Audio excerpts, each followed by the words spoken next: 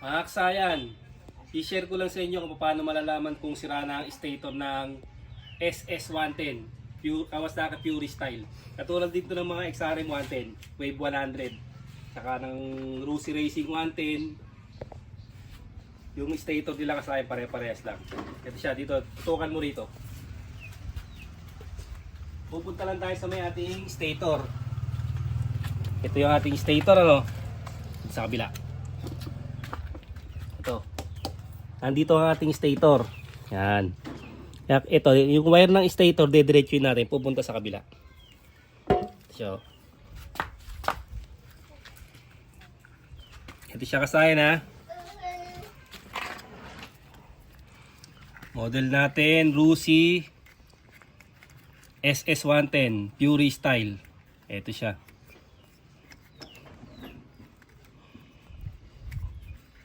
Bali ano na pala siya, full wave na pala siya kasi dalawang dilaw. Ito pupunta lang tayo sa stator niya. Papakita ko muna pala sa inyo kasi para makita nyo. Kasi wala siyang kuryente. Dahil meron sa atin nag-request na shoutout mo kasi basahin mo na rin. Shoutout mo ang ating requested. Dapat alert ka agad para di maiinip yung ating mga taga-panood. Shoutout kay Andre Lester Perito. Ayaw umandar ng SS110 ko. Ayaw mandar o walang kuryente. Tapos, yun. Paano pag walang kuryente yung Rusi Yan. SS110 ko? Ayaw umandar at walang kuryente. Parehas din yung kasayan, ha. Pwede siya. Tatry natin, ha. Siyempre, ito troubleshoot natin yung stator para malaman niya kung paano malaman kung sira. Tapos, papalabasin natin yung kuryente. Kasayan, ha.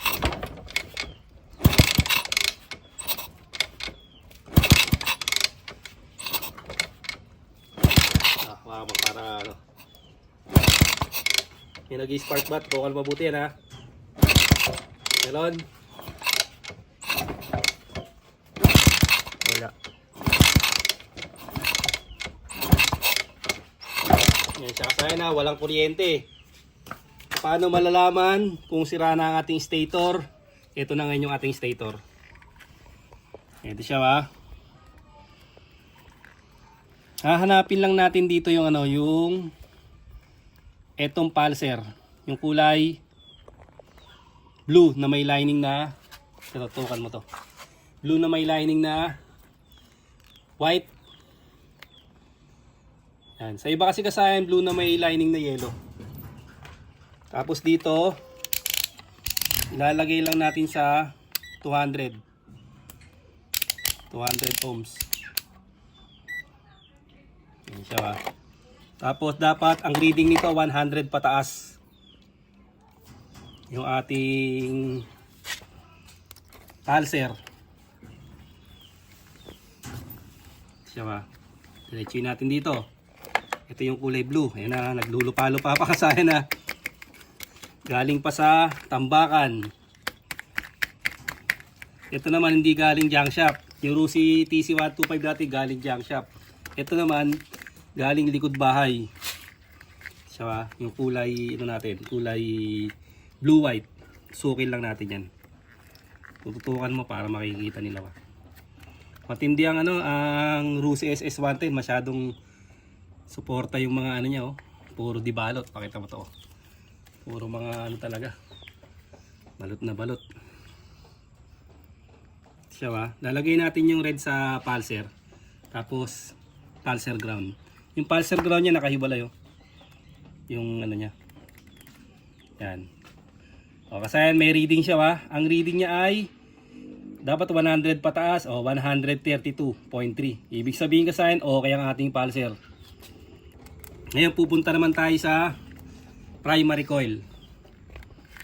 Ang primary coil, ang kulay niya ay black red. Ito siya, ha, black red, ha. Full wave na to, full wave tong ano nito. stator dito kasi dalawang dilaw. Ayun, makikita nyo.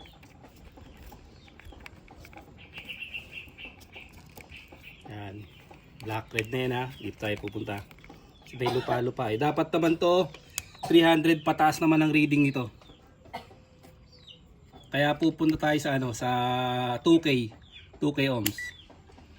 Dapat 300 pataas naman ang reading niya. Ayan siya kasayan. 607. Okay pa kasayan yung natin yung ating 600 68.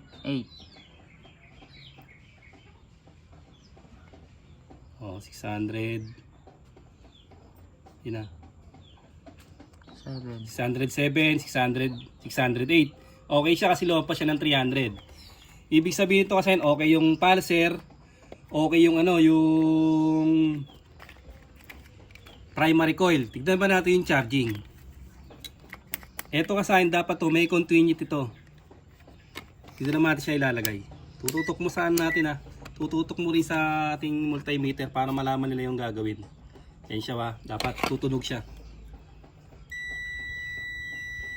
Yan siya kasayan Ito siya, pagdidikitin lang natin tong kulay white at saka yung kulay yellow. Yan siya kasayan.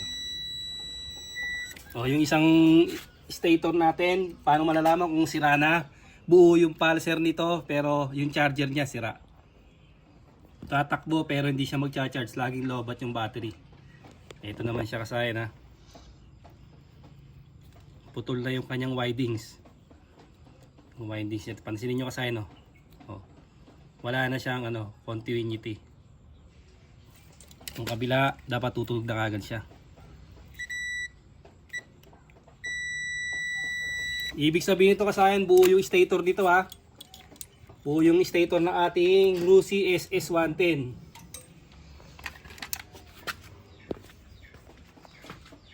Ngayon kasayan, kailangan natin siyang mag-troubleshoot. Dito tayo pupunta sa ating CDI. Kasi ang ignition coil, bihira naman masira ito Nandito ang CDI nito kasayan nasa may taillight niya.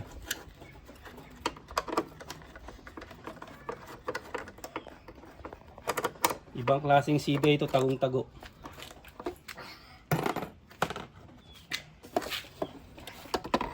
Ito siya. Dito tayo kasi mag-uumpisa Kailangan may supply natin dito. Yung ating pulser ground. Tapos itong primary coil. Tsaka yung ignition coil. Dito gagamit tayo ng test light dito.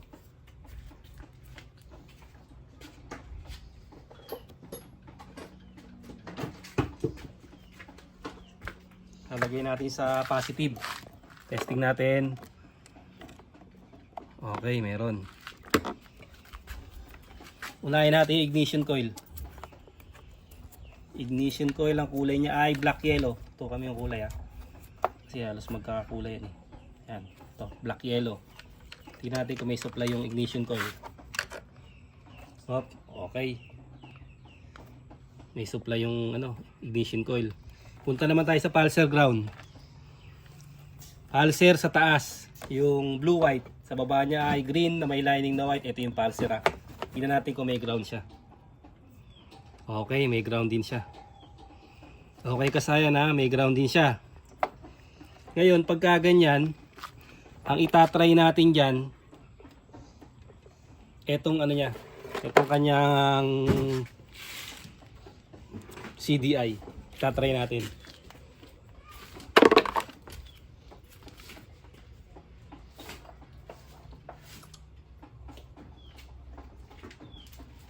Pwede tayong mag-convert ng 4-pin CDI Pwede rin naman tayong ibabalik lang natin sa dati. Tignan natin kung ano yung sa kanya, gagana sa kanya. O yan next na lang natin na video yung pump convert ng 4-pin CDI. Balik tayo din sa Para kasi hindi ka agad kayo bibili ng parts. Manghihiram lang kayo ng multimeter sa inyong kapitbahay, pwede nyo na siyang paano. Tingnan natin kung magkakakuryente sa CDI. Ay, round. Ayan, nakakuryente na yung ano, yung nagte-testing. Ibig sabihin, may kuryente na siya.